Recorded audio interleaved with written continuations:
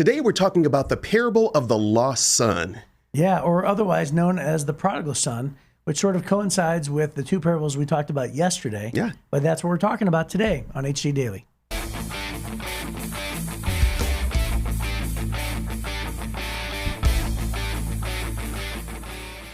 You're listening to another episode of HC Daily, a daily devotional podcast that you can listen to at home or on the go.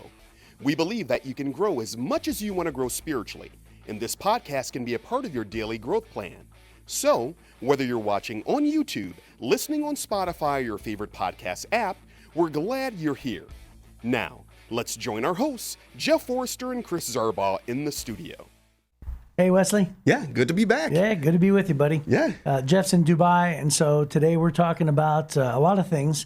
But before we jump into anything that we have on in the scriptures, we have a big change coming up, right? Yeah, I'm really excited about this.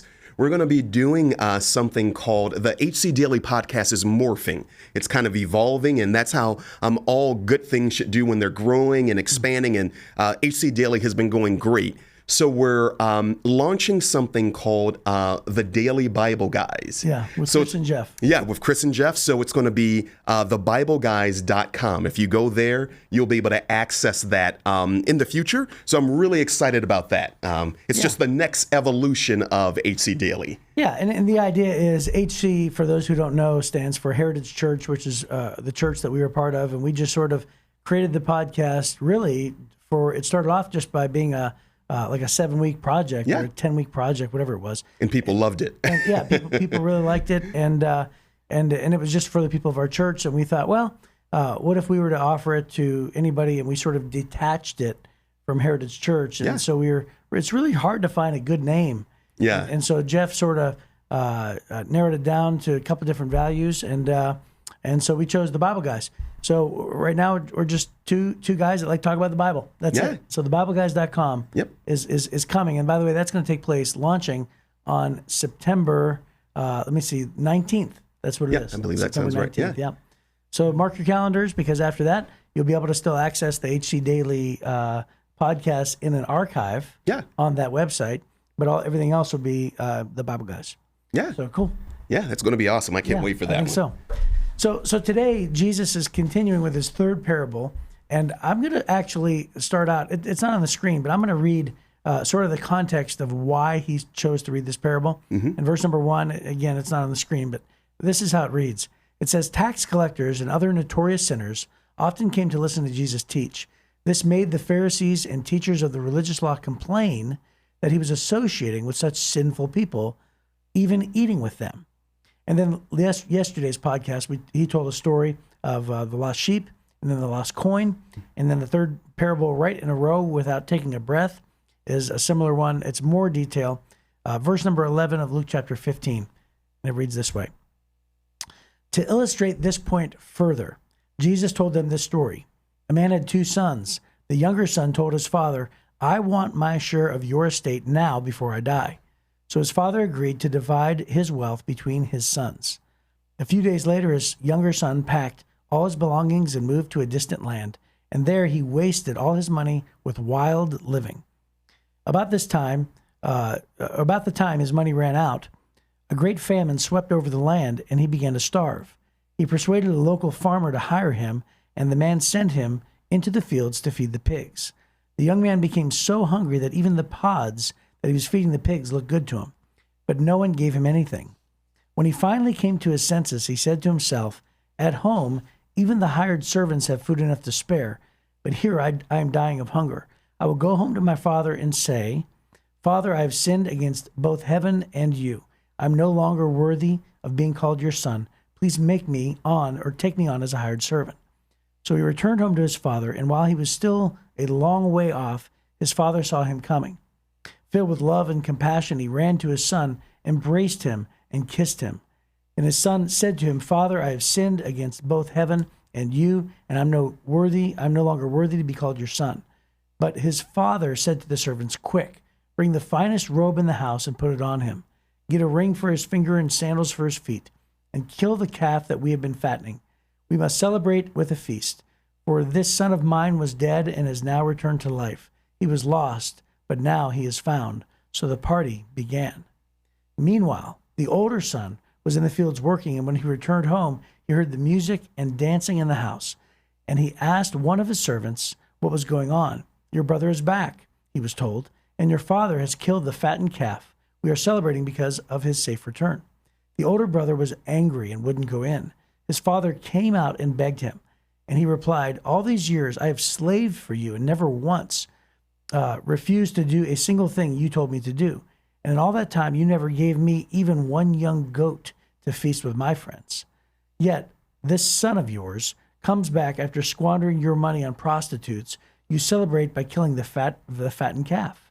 His father said to him, look, dear son, you have always stayed with me, and everything I have is yours.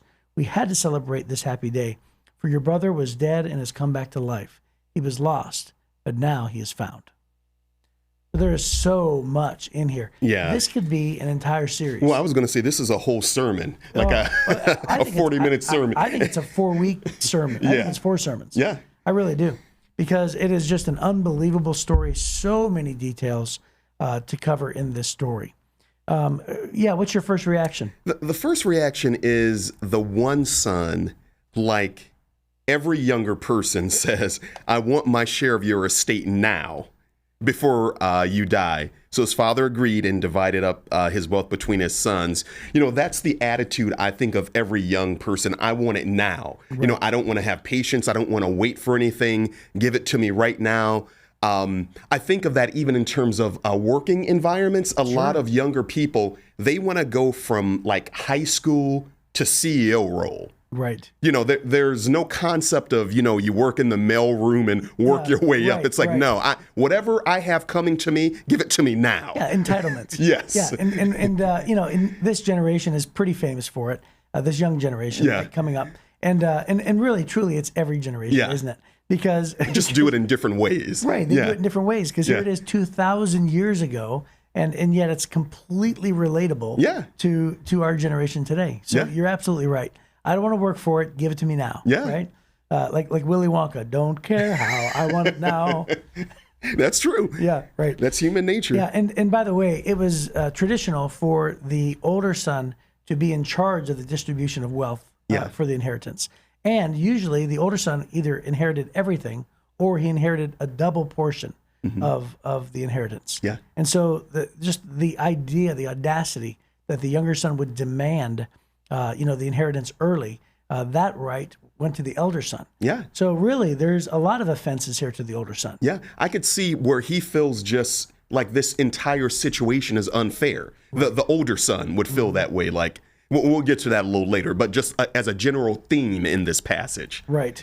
Yeah. So there's so many things that we need to realize. So the first thing is that he goes off, squanders everything that he has, and then it says that he was sent into the fields to feed pigs. Well, every Jewish person who heard this lesson understood that's the lowest of the lowest of the lowest, because even today, Jewish people would consider pigs unclean animals. Mm-hmm. They wouldn't eat them, let alone, not even touch them. And so think about the idea that you have to lower yourself about the lowest as you can go is to feed this pig slop. Yeah. Right. And then in verse number 17, it says he finally came to his senses. I've always thought that I like that verse. Isn't that a great verse? Yeah. I've always thought that verse represents so many moments in our lives. Yeah.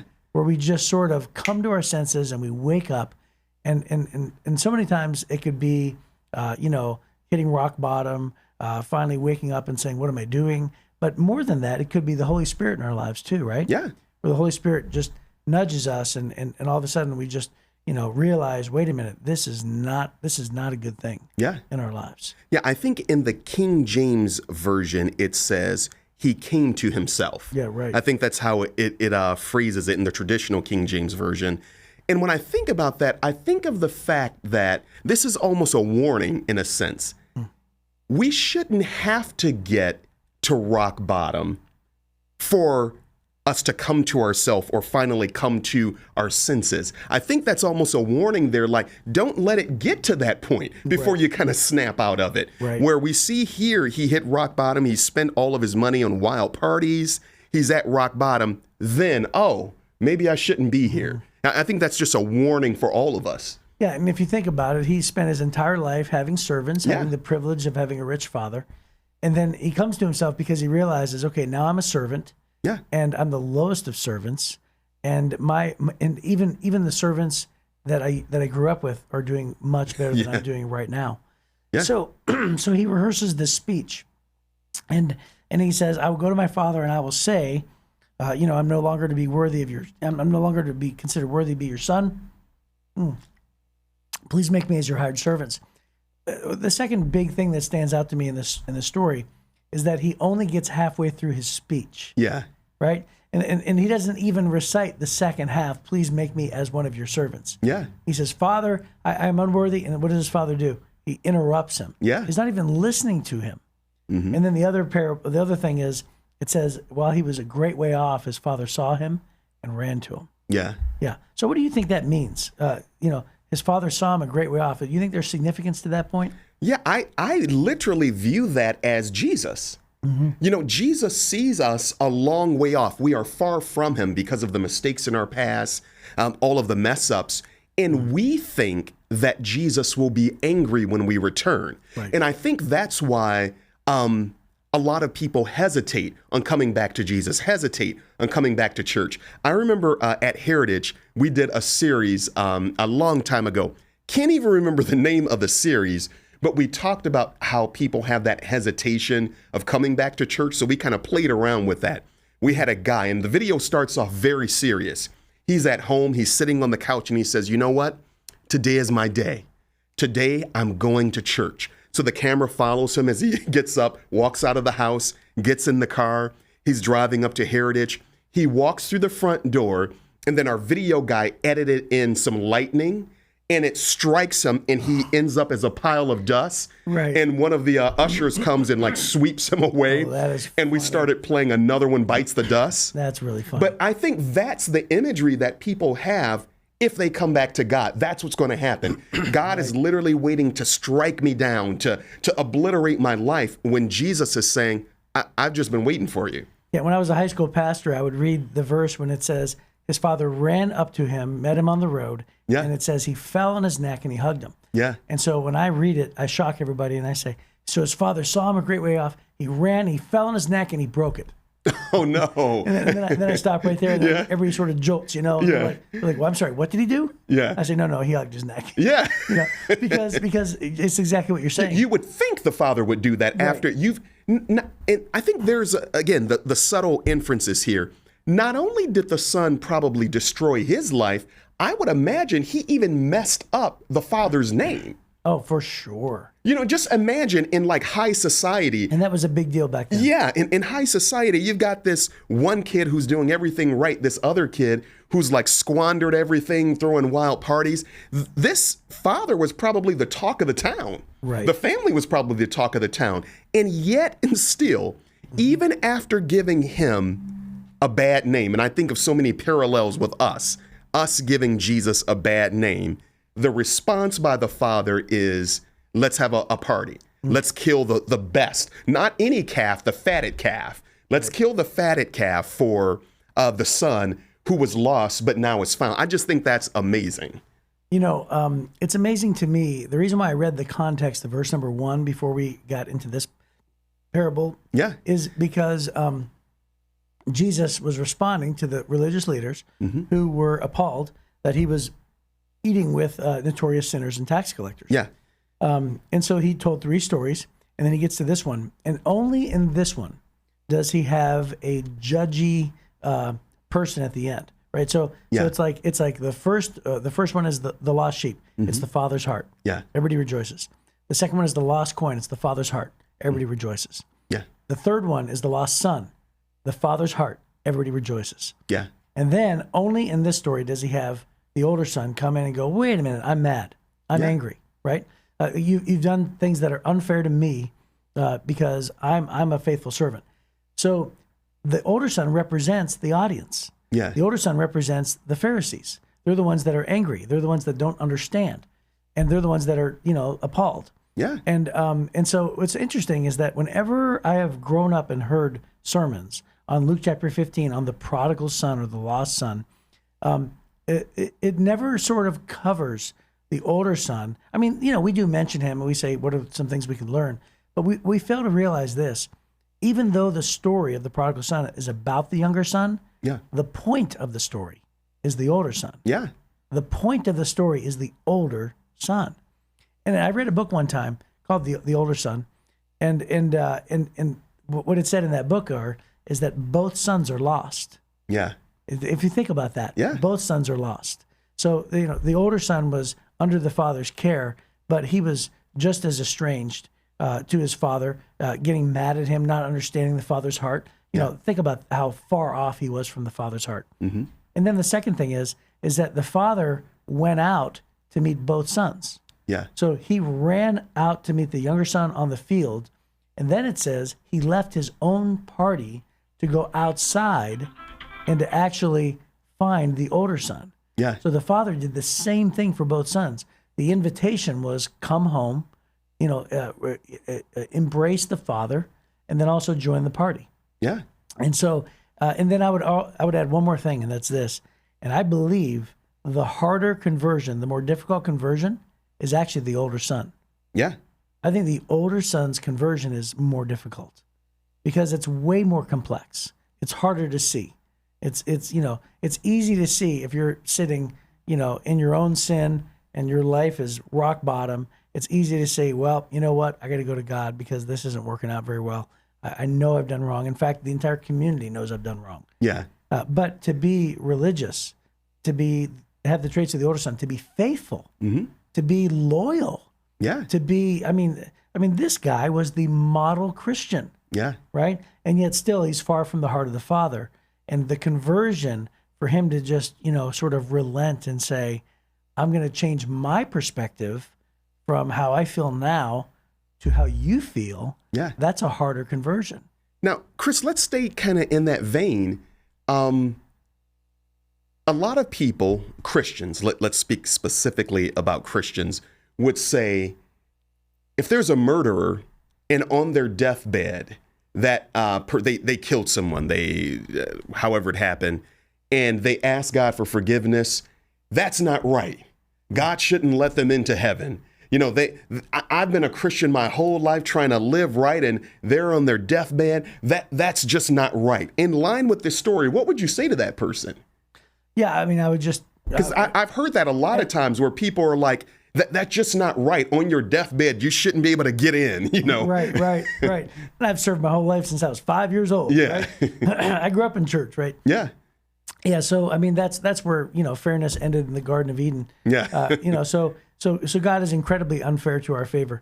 So God actually, gives us an example of this. It was played out with the criminal on the cross. Yeah. So the criminal on the cross acknowledges Jesus for who he is, and Jesus says, today you'll be with me in paradise. So here's a guy who was literally moments away from his death, having done things that, he deserved to be up there because he said, we deserve to be up here on the cross. Yeah. So he admits he has done the crimes, and who knows, it could have been murder. Yeah. We don't know, but they were pretty heinous crimes for him to be crucified, right? Yeah. So I would just say to the person who says that isn't fair, I would say that you can't imagine how far God's love reaches, how deep it goes, how wide it is. In fact, that's what the Apostle Paul tells us, right? Yeah. That we cannot know the depths or the height or the width or the length of God's love for us. It's too hard for us to imagine. But here's the funny thing, Chris. I'll toss this in before we end. It's funny how we love God's grace and forgiveness when we mess up. Right. So when we mess up, God, thank you for forgiving me. But when it's someone else, no, you shouldn't let him in. That's wrong. And I just think it's funny, human nature, how when we're on the receiving end of God's goodness, amen, all is great. But when it's someone else who we deem a person that should not be forgiven, then we have a complaint. I just think that's funny. Yeah. Well, I always use the example of somebody cuts me off in traffic. Yeah. And my wife goes, oh, they're probably in a hurry. Yeah. Right. I bet you they have an emergency at home. Yeah. Right. And she means it. Yeah. And so she gives grace to the other person because, most of the time we're like, oh, that's so-and-so. I can't believe that guy did that or that lady did that. And we get mad at them. And what you really want to remember is like, haven't you ever done that by accident? Maybe it was an accident. Yeah. Haven't you ever done that? Yeah. You know, you make a mistake and somebody gets really mad at you and you're like, hey man, I made a mistake. I'm sure you've done that before, right? Yeah. No, So it's true. So you want forgiveness when it's you. Yes. But you're unwilling to give forgiveness when it's somebody else. Yeah, that's classic human nature. Yeah.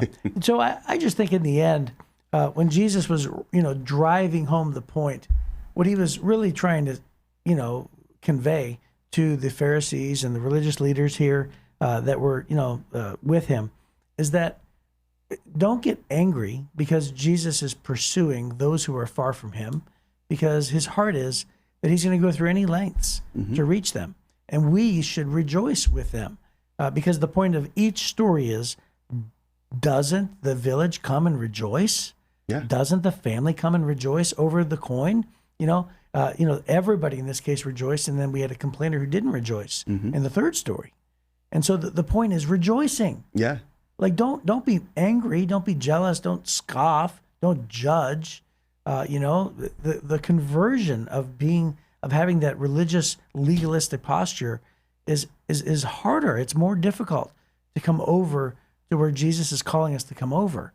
And so for a lot of us who are listening, I would just say, it's so difficult to recognize any type of legalistic mindset in our lives because it's disguised with religiosity. Yeah. It's disguised with goodness, loyalty, like older son traits, right? I mean, these are phenomenal traits.